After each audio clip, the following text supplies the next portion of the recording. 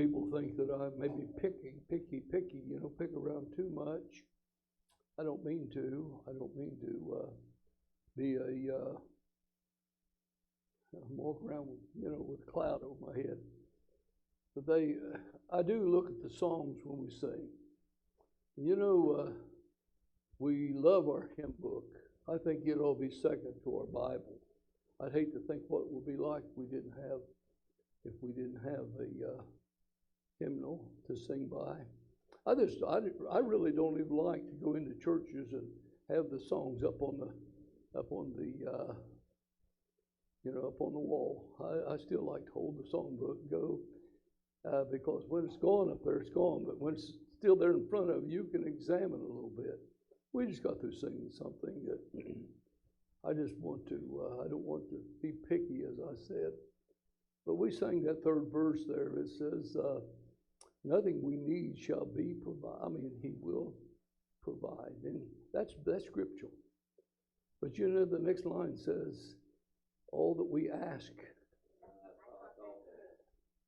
and that's not true. And aren't you glad it's not true? I'm glad that God don't give us everything we ask for, because we're not wise enough to know what to ask for. A lot of times we ask, and now the Bible tells us what we're to do. We're to ask, and God will give it to us. And He tells us that we have not because we ask not. Let me share something that happened last Sunday. We got home from church after the meal, and we settled in, Kyra and I, and she got a text from her daughter over in Virginia, the one we was with 3 weeks ago. And she'd got up to take the dog downstairs, and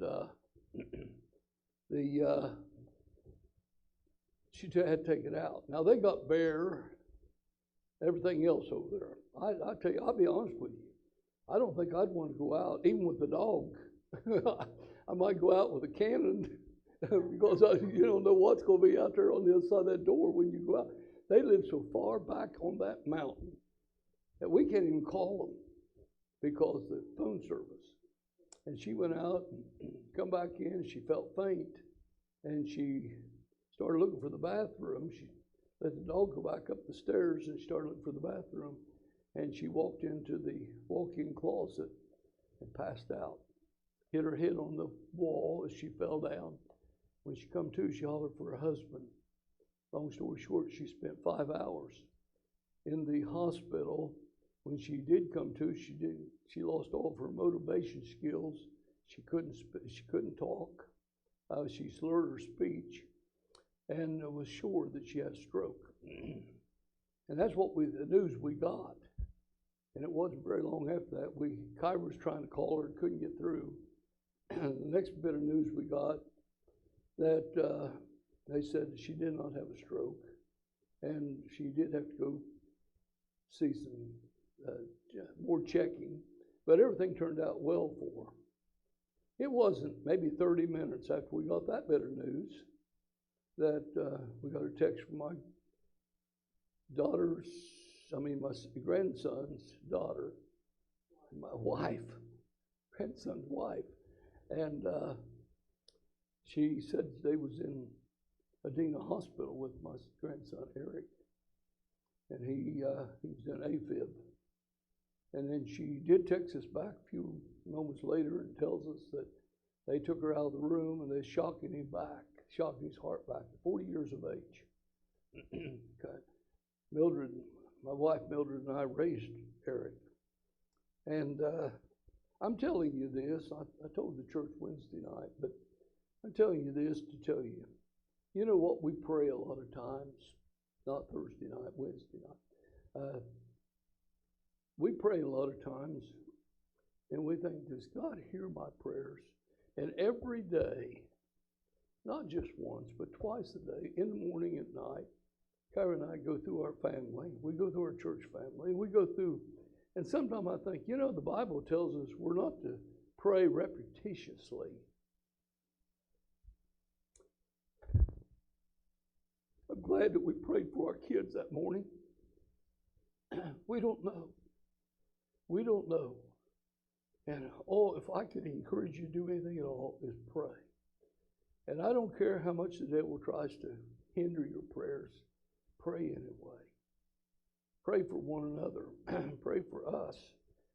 I don't think Kyra's much concerned about tomorrow as what I am, but I'm the one who's going to have to sit out in the waiting room while the doctors go punch around on her neck and do their thing. I know it's going to hurt, and it's going to hurt me too. I don't want to see her hurt. But you pray for her. Where did we leave Jacob? Not Jacob, Joseph. The life of Joseph. Where did we leave his brothers the last time? Remember? I said this morning, every page we ought to be able to see Jesus. And as I was preparing this message for tonight, and I was coming tonight with the message, I thought, where do I see Jesus in that? I'm going to leave that question unanswered. When we get through tonight, I want you to tell me, where's Jesus on this page, in this? Now let me just take you back. Genesis chapter 42. We pick up at verse 29. Let me just read a couple of verses to make us familiar where we're at. Let me just tell you this. The boys are coming home. They've been down in Egypt. And there's 9 of them.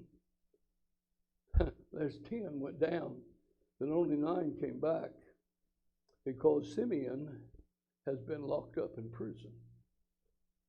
I've read different commentaries on this passage, and most say that he probably stayed in that prison for several months. I don't think I agree with that. I don't know how much grain and food that they could have carried back on their donkeys that they went down with, but I tell you what, I don't think they took enough food back to carry them over for several months. They had to carry food back for the animals and for all the children and the family. And we know that when they got down there, they took 70 out of, or 72 out to take down there. So that's quite a family to take care of. And there's 9 of them. And how much food can you carry on a donkey? Now, they probably had more than 1 donkey apiece, but here they go. And verse 29 says, they came unto Jacob their father into the land of Canaan and told him all that befell them, saying, the man. Little did they realize the man was their brother. The man who is the Lord of the land spake roughly to us and took us for spies of the country. Now, when we left Jacob and his sons, everything seemed to be coming apart or coming unraveled. Tonight, I've titled this, A Negative Attitude. I want us to examine our attitudes tonight. 9 of those boys were headed home.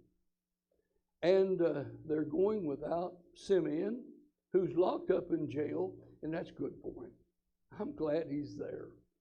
I'm just sad that the other 9 wasn't there with him. For a while anyway. Let them learn what it's like, what Joseph has been put through in his past. Maybe they'll appreciate their freedom. Well, anyway, now he's down there sweating it out in the prison. And the good thing is that they were headed back home. They're leaving Egypt now and going back up to Canaan land. They're going home. Boy, I think about it. When I go out and go away, when we take off, we don't get out that much, but when we do, when I'm going away from home, it's not as exciting for me as when I'm coming home. That's when I really, really appreciate it. And if you love your home, you love to be home, that's where you can just, kick your shoes off, sit down in your easy chair, lean back, and enjoy life. But these boys were coming back home, and they had their sacks of food, and what they found out, it cost them nothing. Everything they had was free. They got all their money back. When they started opening up the sacks, the money was laying on top of every sack, inside, of course. But rather than seeing all the blessings, you know what they were saying? Like so many of us at times, oh, woe is me. Everything's so miserable. Their attitude, I like to think of as stinking thinking. And their attitude just wasn't right. And in verse 29, they had to face their daddy. And when they told him all that had happened to them down in Egypt, verses 30 down to 35, I didn't read all of it, but let me start with verse 31 now. And we said unto him, talking about the mean man down there that was not good to them, we are true men, we're honest men. We are no spies. We are 12 brethren, sons of our father. One is not, in other words, they're saying one is dead, and the younger is this day with our father in the land of Canaan. And the man, the Lord of the country, said unto us, whereby shall I know that ye are true men? Leave one of your brethren here with me, and take food for the famine of your household, and be gone. And bring your younger brother unto me. In other words, next time you come, I don't want you to come without him. I want you to bring that young man with me. Then shall I know that you're no spies, but that ye are true men. So will I deliver you your brother, and ye shall traffic. Or in other words, you have the run of the land. All you have to do is just bring your brother and prove what you've said to me is true. Verse 35, and it came to pass, as they emptied their sacks, that behold, every man's bundle of money was in his sack. And when both they and their father saw the bundles of money, they were afraid. Instead of saying, look here, boy, look what's happened to us. We got it all free. All this food we got our money too. And look, the blessings are there. But boy, they didn't see it as blessings, did they? The first thing they done is their imagination started working overtime, just like ours usually does. Instead of seeing the good side, they were seeing nothing but the bad side. They knew something was wrong. This is not right. And so they began to be troubled. But instead of turning to Jehovah God and asking what this was all about, isn't that the first thing that a person should do when things start coming apart, unraveling, and we don't know what to do? Shouldn't we take it to God? We sing about it, don't we? But do we? There's where the hang-up is. Do we? A lot of times we start looking at the negative side, and our attitude is, everything's just going to work out bad for me. I don't have anything good going on. You keep quiet. I knew what was going through her mind. I seen those eyes. I go out in the car, and the tractor won't start, and I go in and I complain. Why not? Why don't it start? I do everything I got. It doesn't work anyway. I go down and buy a brand new battery from a car that wouldn't start. Put the brand new battery in. 3 days later, I go out. It still don't start. So I don't know what. I'm not in the car. Yeah, Rick. If you do that, then I don't feel so bad. Go around, kick all 4 tires, and catch the hubcaps with your foot and get hurt. But that's what's going on here. That's the attitude that they're taking. Really, Now, you know, you've read it. You know what's going to happen. And it's going to get good. But to them, it's nothing but bad all the way through. It's just a bunch of, everything's falling on top of me, and I can't get out from under it. Now, let's watch how Jacob responded in verse 36.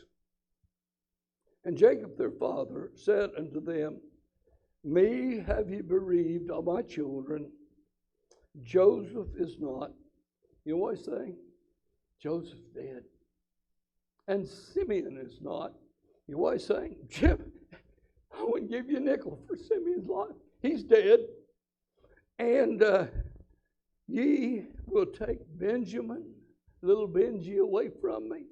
All these things are against me. You notice that? He didn't say it's all against us. It's against me. Everything's just falling on me.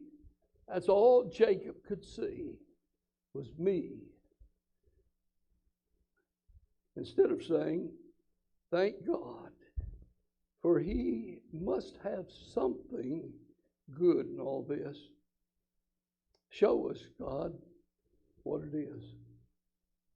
Shouldn't that be the attitude of we Christians? Whatever happened. Now listen, do we really believe Romans 8:28? For some things work together for good to them that are the called. That's not what it says, is it? It says, for all things work together for good to them that are the called according to his purpose. I remember this preacher telling about going out west someplace to preach a revival message, for church out there, and he had all of his things he had to take with him loaded down in the trunk, and he was driving through Texas, that's a chore. Anybody ever drove through Texas? You think there's no way that there could be a state that big. He was driving through Texas, and all of a sudden, felt the car, giving this, and had a flat tire. And he thought, why? Why me? I'm going to preach. Why is this happening to me? And so then he started, I've got to take everything out of that trunk to get to my spare, and he's trying to work with this and trying to get it all and watch the clock, because he didn't have a lot of time, like so many, wait till the last moment. And car pulled in and stopped behind him. And he said, sir, I said, you need help. And he said, let me help you. And the preacher, he started working with this guy. And the guy said, just get back, let me take care of this. And he started getting the tire out, putting it on for him, tightening it up, put the hubcap back on. And the preacher said, sir, man, I thank you for being so kind. You're so gracious. He said, let me ask you, where do you go to church? And the man said, I don't go to church. The preacher said, you don't go to church? As nice as you are, you ought to be in church someplace. And the man said, well, I've really thought about it, but I've never really made that decision. And the preacher said he had the opportunity to lead him to Jesus. And when he was driving on down the road, he was thinking, Lord, thank you for a flat tire. Thank you for flattening my tire. All things work together for good. Now there is a catch. To them that love the Lord. To them that are the called according to his purpose. Now the big question is, can we claim that? Can we claim that promise that God's given to us through the mouth of Paul? Absolutely. But the catch is, do we love God? Do we love him? And if we do, whatever the circumstances is, we ought to first ask the question that I believe Jacob should have asked. Show us, God, what this is all about. What's going on here? But we don't read that at all, do we? He should have said, boys, I don't know what God's doing. He has always been with me. I look back through my life, God's always been there. Next month, we'll spend 90 years here if God lets me get through another month on this earth. And you know, I can look back and I can say with assurance in my heart, God, you've always been there. I can't think of a time, Lord, when you left me. When I really needed you, you were there. I can stand here tonight and tell you about some places I've been. When my grandson was born, the 40-year-old that just had the heart, and by the way, on the 27th, he has to go to a cardiologist and have him checked out. Went into the hospital. He was laying in there, and I went in, and he was screaming and hollering, the little tiny fella. I mean, just months old. See, I had spinal meningitis when I was 10 years of age. And my grandson had spinal meningitis when he was just a few weeks old, months old. I stood there and watched him suffer. And oh, God help him. God help him. I took him home. And the only way that I could take care of him, I had to lay him down on the floor on a blanket, and I had to lay down over top of him to hold him down because he was screaming and kicking and hollering. I thought about the night when my son-in-law, they called me and told me 3 o'clock in the morning that Dan was down. Would you come get the baby? And I go down and pick up my little granddaughter that's adopted. And I took her out home, threw her in my wife's in bed with my wife, and head back for the hospital. And when I go back in, there stands John Gowdy, pastor at Temple Baptist. He's standing there, shaking his head. I didn't get it. I walked in, there sat his mom, there sat his dad, and there sat my daughter. She's in my son's arms, and I think, what's going on? I sat down, I said, Joyce, what's this? She said, Dan's gone. Dan's gone. No, it can't be. It can't be.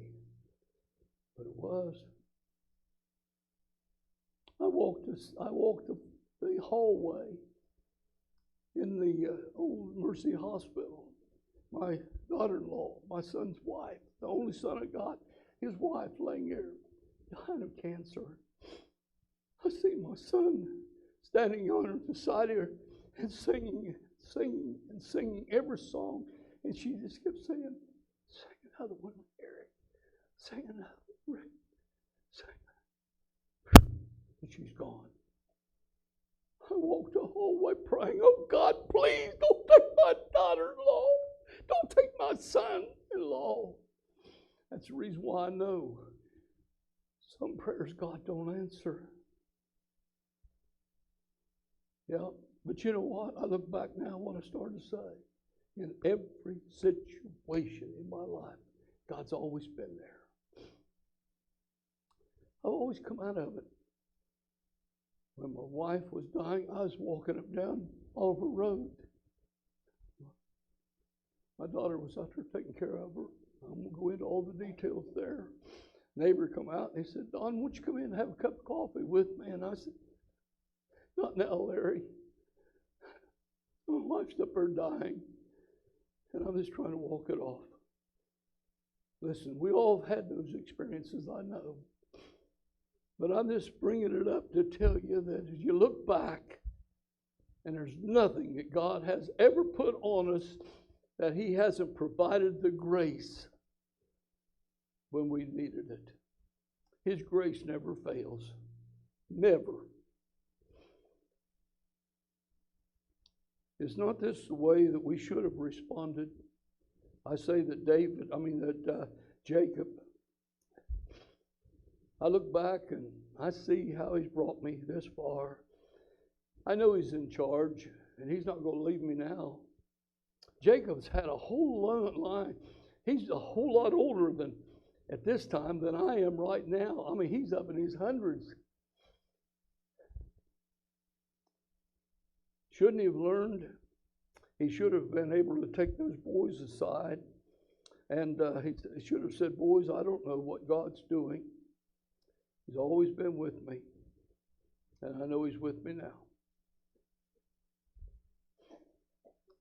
Now, I say this is the way that we all are, is it not? When things go bad, we always take that approach and say, God's with me right now, and I know that it's going to be for my good. Let's be serious. We're going through it. That's not the way we do it, is it? I'm afraid not. But I'm talking about our negative attitude. Think about what has happened this past week in your life.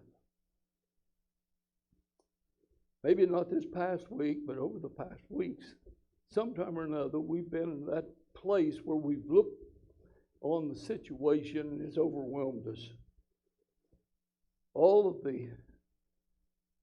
the prime minister asked, that being Joseph, is go get your brother, bring him back down here, and when you do that, the land's yours. You go out here and run all over the place. I know you're not spies if you just go and do what I'm saying. But when they got back home, there was a problem with Jacob. Jacob wasn't the kind of man that he's going to trust God in anything. You see, the question is, how do we respond? That's what this is about for us. And 99% of the time, we're looking at the downside. And I think I'm talking about most of us. Now, let's be honest. Do we have the positive attitude that we should have on everything? Or sometimes is our attitude that of negative? God, you must be trying to ruin me. I came home from work one night right after Mildred and I got married, trying to find a job. I finally got a job at the mill, come home, and walked in a house and Mildred was crying. She said, Don, the house caught fire, burned the wall out over top of the stove, and said almost burnt the house down. She said, I'm scared to death. The neighbor come and helped me get the fire out. I said, honey, it'll be okay. Went to work that night. Come back home, or not that. No, I come in all afternoon turn, and I had to go back out the next morning, and went out and before that it was the 2 days before Christmas. And I was coming out of Portsmouth, and Mildred dropped a spool of thread that went underneath my foot, and I reached down to get it. And when I looked back up, it was too late. I hit a car, drove it into a car, that drove into another car, that went into another car. I tore up 5 cars.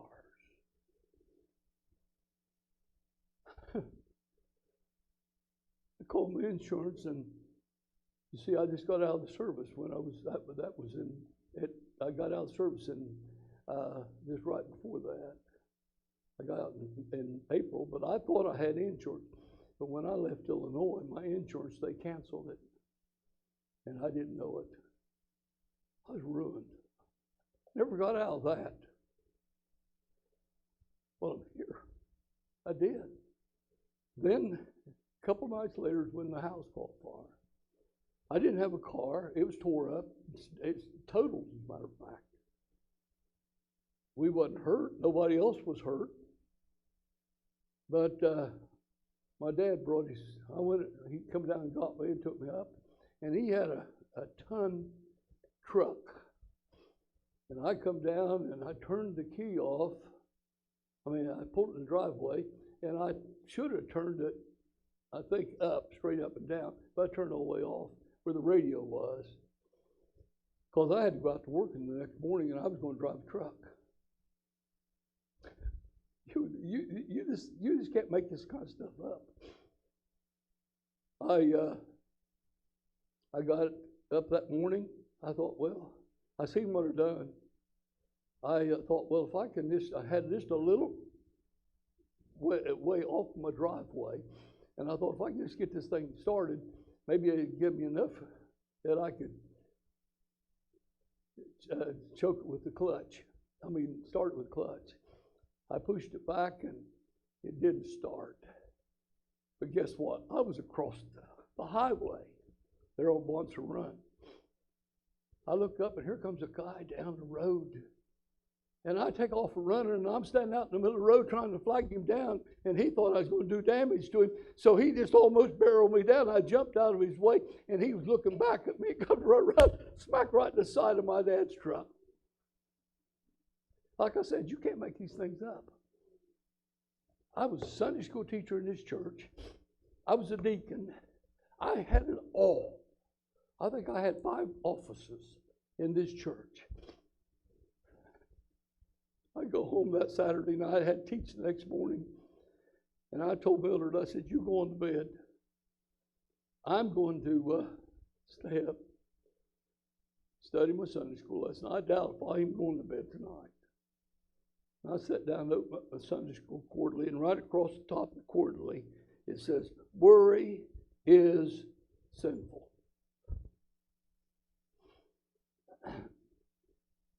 You know what? I don't care what problems we have, how big our problems are. God's bigger than our problems. I can promise us all that. You see, Jacob not only reacted negatively, he really overreacted. He said in verse 36, notice what he said, Joseph is dead, Simeon is dead, and all these things are against me. And here Jacob is. He's supposed to be the leader of the family. He's supposed to be trusting God. And what's he doing? He's falling apart. Now let's look at Reuben's response in verse 37. Here's his boy Reuben. He comes up, he's got the answers. Reuben spake unto his father, saying, Dad, listen, I tell you what, slay my 2 sons, if I bring him not to thee, and I will bring him to thee again. Now, isn't that about the smartest thing you ever heard? I want to tell you what, that man was just bordering on the side of stupidity. He goes to his daddy, and he said, I tell you what, Dad, you let me take Benji with me, and we're going to go down there, and if I don't bring him back with me, if they kill him, if I don't make it back, you just kill my 2 boys. Isn't that smart? Dad, if I lose your son, you just kill my 2 sons, which happen to be his grandsons. You don't get any, you can't make this kind of stuff up either. That's about the dumbest thing that you could find. And if it is negative, do we, and I include myself here, because I already told enough about myself, know the reason why we see it as such? It's because we're looking at our situation rather than at our God. And that goes in every situation. Jacob not only reacted negatively, he really overreacted, for as soon as he heard, he fell apart. Now Reuben's making such stupid. With Reuben's senseless, negative suggestion, listen to Jacob's careless remarks. The whole family seemed to be nuts. I'll just tell you that right now. Jacob said, you cannot take my son down there with you. He goes on with, his brother is dead. I take it that that's what he's saying. He's not. He's gone. And he is, well, let me read verse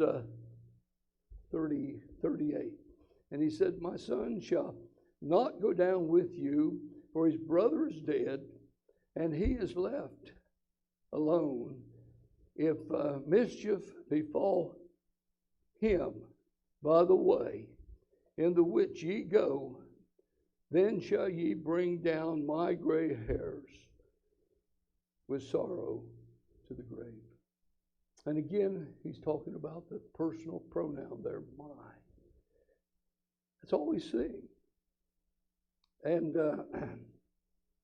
now we move on into chapter 34 or 43. Jacob stubbornly, finally he gets to the place where he's going to have to give in. Let's see what it says. And the famine was sore in the land, and it came to pass when they had eaten up the corn, which I don't think took them very long to do, they brought out of Egypt. Their father said unto them, go again and buy us a little food. Now Judah is going to enter in. And you see, Jacob's stubbornness has led to the inevitable. Their food is gone. The response was that the boys couldn't go because Jacob, the leader, he won't go. He won't let them go. And we're told here that we can't go, and we won't go unless we take Benjamin with us. But Jacob was still in denial, and Judah tried to shake his father out of that denial. With the man said, that man down there, he said. Now watch how Jacob responded with the by the blame game. I said it this morning. I'll say it again tonight. Verse 6 of this chapter 43. And Israel, that's Jacob, said, wherefore dealt ye so ill with me as to tell the man whether ye had yet a brother? And they said, the man asked us strictly of our estate and our kindred, saying, is your father yet alive? Have ye another brother? And we told him according to the tenor of those words. Could we certainly know that he would say, bring your brother down? Now listen to what Jacob does here. This is good. It's not good, but listen to it. And Judah said unto Israel, his father, send the lad with me, and we will arise and go, that we may live and not die, both we and thou, and also our little ones. We're out of food. We're going to starve to death, Dad. Unless we go, it's over. We're history. That can't be. But now notice what goes on. I will be surety for him. Of my hand shalt thou require him, if I bring not unto thee, and set him before thee, then let me bear the blame forever. Don't you like that attitude better? Judah said it right. Listen, we've got to do something, Dad. And listen, I'll take the blame. He's not saying here it's all me and woe is me and all that. But he said, I'll take the blame. Just blame it on me. If anything falls through on this, put it to my account. I'm going to take care of everything that I have to. We got to go get some food. Now, he put it on the line. You cannot continue to delay and deny the situation. He said, Dad, we have got to go and get something or we're going to die. Then he makes that remark. So Jacob reluctantly, he gives in verses 11 and 12. And I'm ready to quit now.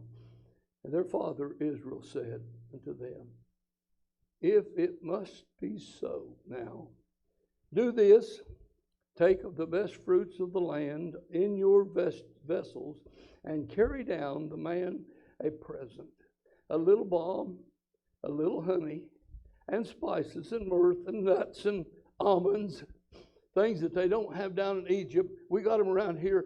Take them and go. Where have we heard that before from the mouth of Jacob? Can you think back? Huh? Esau, yeah, okay. When he's going to meet Esau, he was scared to death. So he takes half his flock almost and sends it ahead of him for a present to his brother. In other words, what's he trying to do? He's trying to pay. He's trying to buy.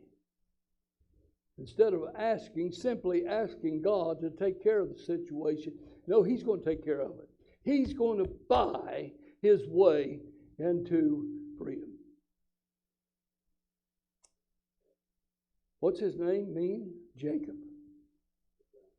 Huh? Surplanter. And what does that mean? Trickster. He's still old Jacob. Even though God's changed his name to Israel, he still got that old fleshly way about him. Well, he's saying about that man down in Egypt, because they don't know who it is, maybe it was a mistake, and maybe he just put that in our sacks, that money in our sacks. It somehow got back in there. But you take it, you take all of these gifts, and you go back. In verses 13 and 14, Jacob starts out good. Look at verse 13. Take also your brother and arise and go again into the man. Now verse 14. And God Almighty give you mercy before the man, that he may send away your brother and Benjamin. If I be bereaved of my children, I am bereaved. We find that word bereaved another place. Would anybody happen to know where it might be? Let me just quote part of it. If I perish, I perish. Esther. That's the same word, same Hebrew word. But like Esther said, if I'm going to perish, I'm going to perish, but this is our only hope. And Jacob's saying the same thing. And there's nothing wrong with what he says here until we get to verse 15. Now look, and I promise we are going to quit here. And the men took the presents, and they took double money in their hand, and Benjamin, and rose up and went down to Egypt and stood before Joseph. He started out talking about God, but then he opened up his old flesh again and said, God don't do something. If we perish, we're just going to perish. There's nothing else we can do about it. Well, let me close by this. I want you to listen to him. If he would have stopped with verse 13, it would have been great, but he had to add verse 14, and you see the flesh coming back. I wonder what his sons talked about when they was headed down, and now they're leaving Canaan. They're leaving home. They're going in the other direction. Can't you imagine their hearts and how they're feeling? And we're going to walk in to a hornet's nest. What do you think they talked about? Well, let me just ask this question in closing tonight. I said this morning in my message that every page we ought to be able to find Jesus. Where's Jesus in all this?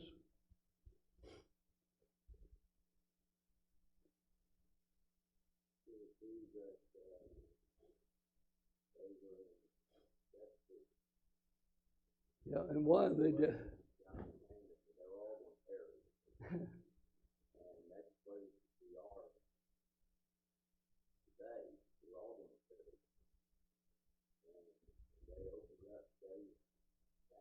who that saved them physically, they saw that the woman was.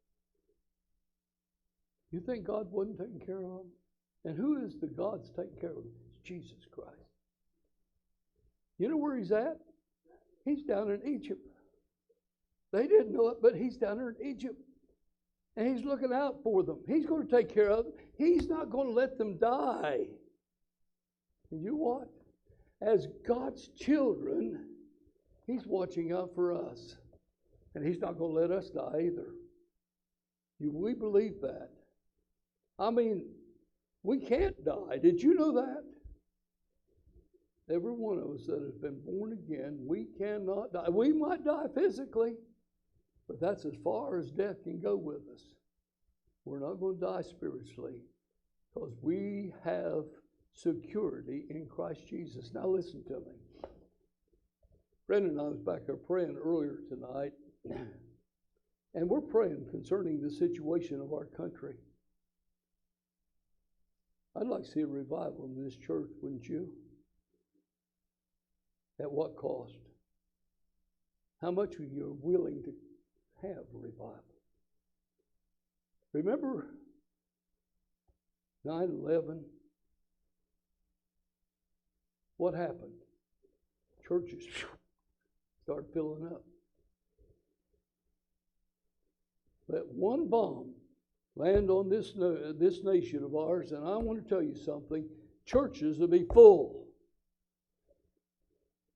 And I've said this many, many times. I say I want a revival, but do I want it bad enough that I'm willing to pay the price for it? I've got some things that's really troubling to me, and some of you have too, because I know some of them. How much are you willing to have that corrected? Trip to the funeral home or the hospital? You see, God can give us a revival, but he's not going to give us a revival at bargain basement prices. They're going to come about at a cost. And God may have to reach down and take maybe the apple of our eye. Somebody that we hold so dear to us might have to be taken away from. Oh, no, Don, we don't want that. We don't want to see a bomb land on America. There's some things that we may not be able to prevent. And I've told you some of my problems. I've given up two of the most precious, a son-in-law and a daughter-in-law. I couldn't have gone out and picked my children a better mate. I remember Rick, let me just tell you this. We're standing in Donna's house, her mother and dad's house, because that's where she was at. They wouldn't let my boy off from work. They made him work. And I got a phone call from Dr. Trinidad, not Trinidad. Who was the doctor she worked for? Well, anyway. He called me up and said, Don, can you meet me at Donna's house? And I said, yeah, I'll meet you there, doctor. He said, get Rick and bring him. And I knew it wasn't going to be good news. I got there with Rick. I called Jim Brown. Matter of fact, I went down and picked up Jim Brown. And I said, Jim, I don't have a pastor. I've got to face something I don't want to face. I need your support, brother. I need somebody behind me praying. I knew what the answer was going to be.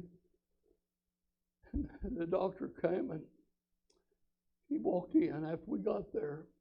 Matter of fact, we stayed outside. We didn't go in until the doctor got there. And I could see Donna sitting there, her mother sitting on one side, and the nurse sitting on the other side of her, which happened to be one of the nurses that was with me when Mildred died. And there they sat. And doctor sat down and he said, Donna, I got bad news.